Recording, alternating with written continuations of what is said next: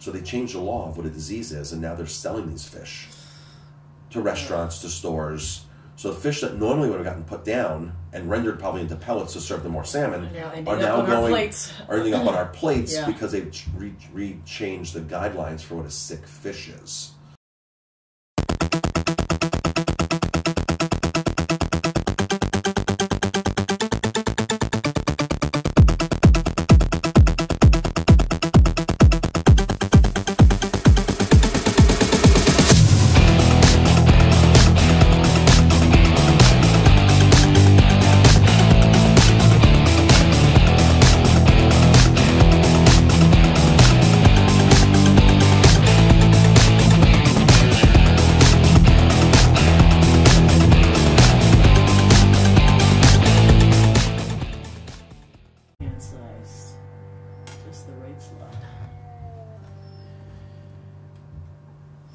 That was Pearl Jam with Last Kiss from 1999. It went all the way to number 2. It is 8:28, and I'm here with Marcus Guiliani, and we were talking about Run Like the Wind, which we're very excited about. And now we're going to talk about something that maybe is not understood, and that is salmon farming.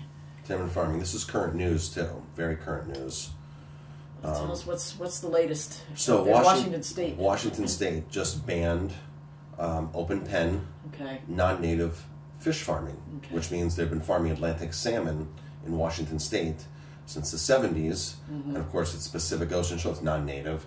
And open pen means out in the ocean, which most salmon that you buy that's farmed is open pen. If it's not open pen, it comes from a containment system, which means it's inland and it's covered and it's basically pools inside of these huge buildings.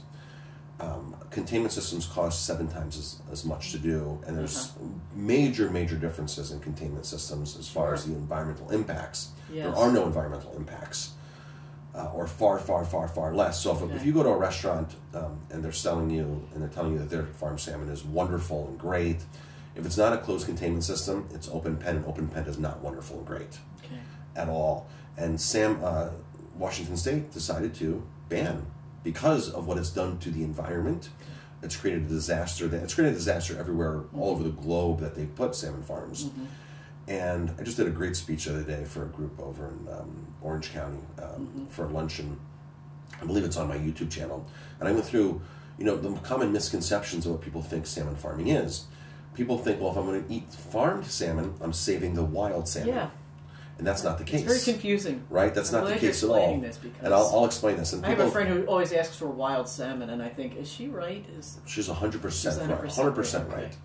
But most restaurants will tell you that it is, and it's not. And how do you know? It's hard to know. It's hard to know. You have to trust where you... And right now, the season's not open. So the wild salmon season ends in October, and it starts back again in the middle of May. And it's going to be at least 5 to 7 times the price of farmed salmon. So if you go to a restaurant and you're buying salmon in May, and they're telling you this is wild salmon from Alaska, and it's $30 on the menu, there's no way because it costs them $25 a pound whole fish. Is that right? Wow. So you have to kind of know what the market is, and if the price doesn't drop until June, then July and August is when it peaks and the price comes down really nice when the cohos and the sockeyes are in season. But for the first month is kings, river caught kings from Copper River. So if they're penned, you see on National Geographic how they go back to their spawning site. Yes. So they can't do that, obviously. If it's a farm salmon, they cannot, no. See, the salmon are they're amazing creatures. They go right back to their spawning site, where they've spawned. Amazing, yes. Which is interesting because the fat content of that salmon has to be built instinctually before it gets to the river. Because once it hits the river to swim up to spawn, they stop eating. Right. And like the Yukon River is 2,300 miles long. Wow! That fish has to swim another 1,000 miles to spawn. Yes. He needs a lot of fat reserves, or she needs a lot of fat reserves to carry that journey. The Copper River is only 300 miles long, so that's not nearly as much. But some of these rivers really go, like the Yukon being the longest. And that salmon needs to have enough energy to go. Now, once the salmon starts swimming and going upstream, they call that spent salmon. Nobody wants to eat that because the salmon's... Except the bears. It's the bears. So now the salmon is digesting its energy source, its fat, so it's basically eating itself. It's eating itself. Like a lobster will do. Yeah. So it's poor quality salmon. But the bears don't mind. No. Bears don't mind at all. It's good. It's Mother Nature's way. We're all connected, right? We're all just connected. Talking about this. Now that salmon, when it goes to spawn, it dies. And what happens when it dies is it adds vital nutrients to that ecosystem for everything from trees to other organisms rely upon that salmon all carcass. Dependent on that. It's a link. Right. And when we pen them, as you're saying, it messes up the whole system. Well, when we pen them, we're doing a hybridized version of an Atlantic salmon that's not fit to cohabitate. They change the sex of them. They feed them probably methyl testosterone or something. They change the sex, just like tilapia. So you're eating these hormones. Because you want the fish to be a certain sex. Like tilapia, you want it to be males because males convert better yield than females. Okay. So that's the one thing they do. So once the fish get out, like in Washington State, just last August, they had a major release of farm salmon because the netting collapsed. The open pen netting collapsed. And it spread the salmon out, hundreds of thousands of salmon into the bays in Puget Sound. What happens is these salmon then compete with the wild salmon for food. They can't reproduce, but they carry very deadly diseases with them out of the farms. God, what a disaster. So most people think that they eat salmon for their heart because it's a heart-healthy fish, right? Yeah. You know, most farm salmon has heart disease that you're eating. And it's called... there's a virus that they get, Piscine rheovirus, and this weakens their heart. So when when the farm salmon spread the Piscine rheo into the wild, which they do because it's open pen, it's open net, things can swim in and out, and except for the fish because the holes are small enough. But the viruses and the germs all get out, the bacteria, the feces, all gets out. Wonderful. And the problem with salmon farming is they place it in the migratory path of wild salmon. Right. So when they do that, the baby salmon swim by after they spawn out of the rivers, they swim by and get lice and other diseases. They get the heart virus. The wild salmon, the adults also get the heart virus, other diseases, other flus and contagious viruses. So this kills off the wild salmon. So the wild salmon are dying off without us catching them.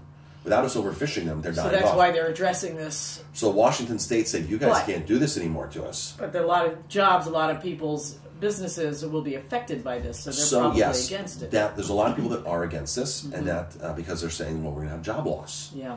Well, here's the funny thing. You already have the wild salmon loss. So you've already lost jobs because fishermen can't make ends meet anymore. Right.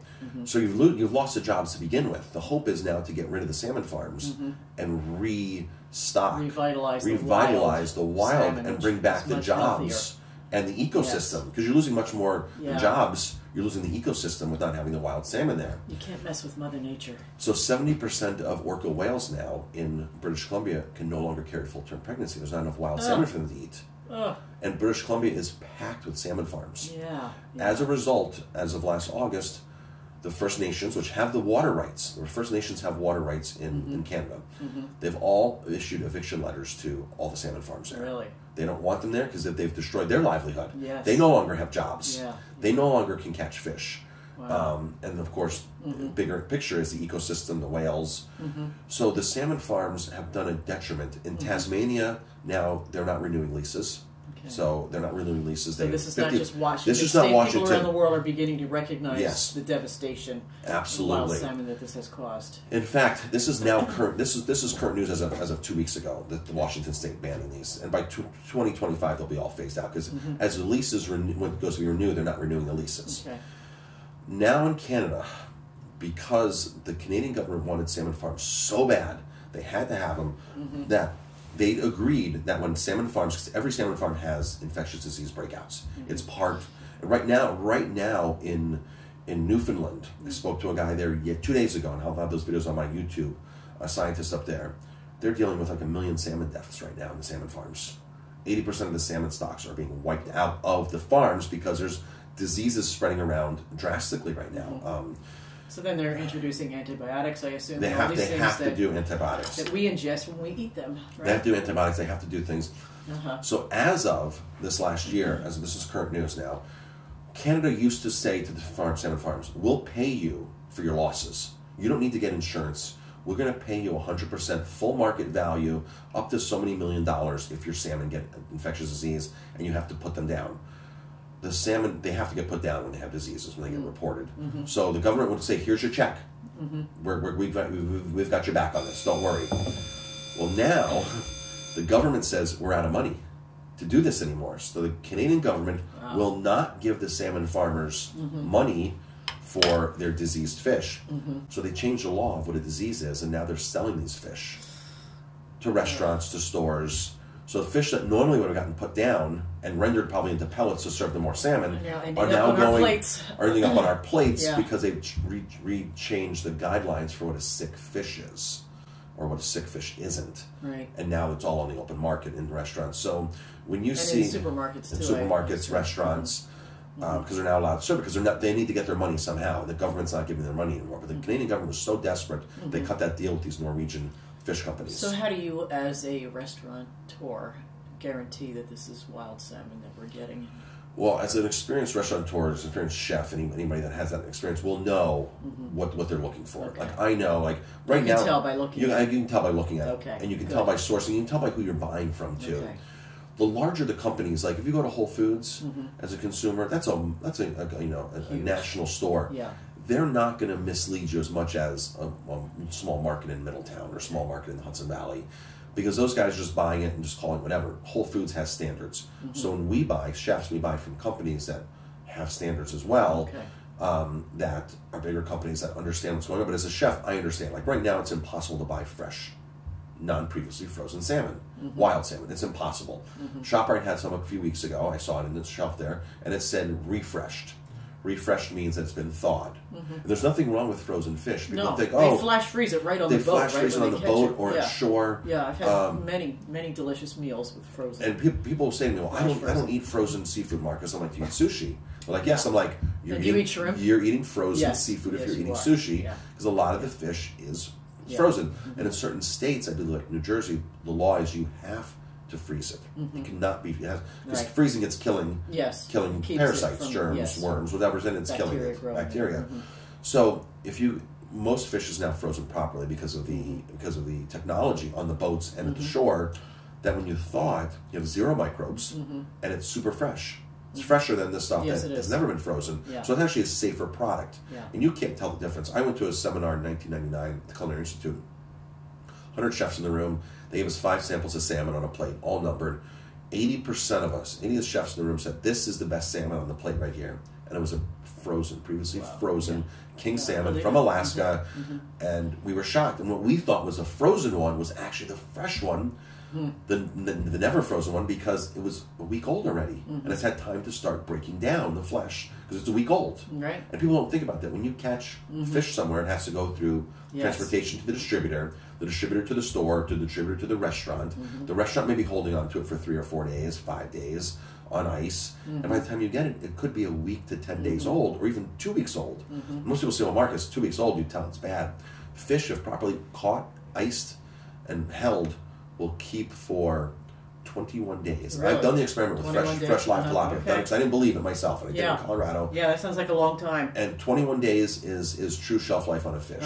So, and when they go out like to fish at George's Bank, they're fishing the George's Bank off of Gloucester for 2 weeks at a time. They start catching fish day 2. Right. And they're landing 2 weeks later. Yes. And when they get back, they have cod now. As we saw in the perfect storm. And when they get back, they have cod, right? So now you have cod at $2 a pound, you have cod at $4 a pound off the boat.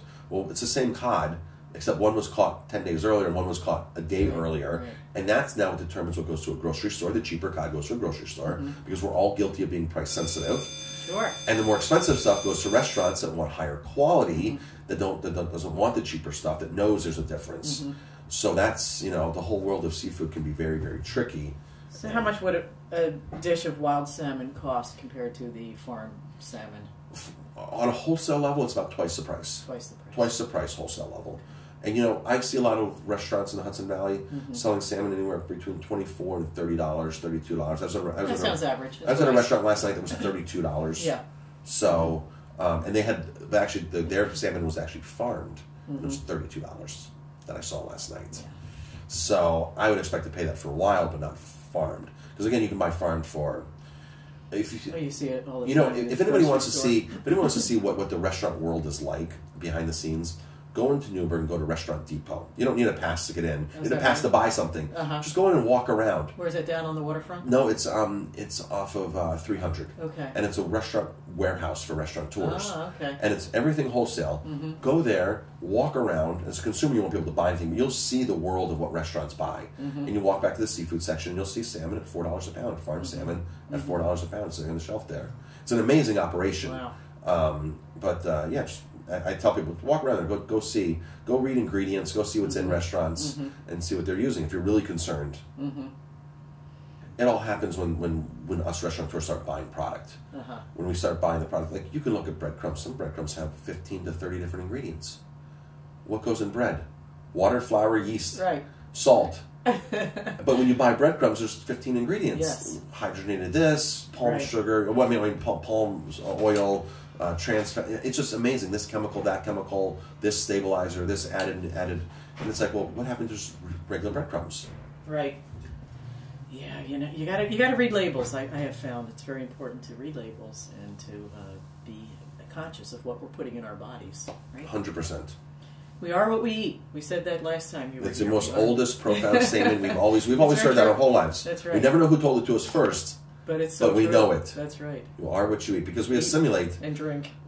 We assimilate what we put in our body. That's Eating right. is one of the most intimate things we can do. Yes. Because what you're eating becomes you. It goes into your blood. It goes into your body. You digest it, and it is you. It is the most intimate thing you can do. And a lot of people just think of just grabbing anything and going, and just all the junk. Yeah, that to me is so unfortunate. I mean, even when I'm eating by myself, I always make a conscious effort to be aware of what I'm eating, how it's prepared. Be conscious of every bite. Put your fork down in between. Right. Yes. Don't eat stressed out. Take a break. If you're eating stressed out, that's the wrong. Right. It's a disaster. Your stomach will rebel. You're never going to digest that food properly. But to share a meal with someone that you love has always been a very special thing. And, yes. that's why we enjoy it so much, and it's so important to know what you're doing.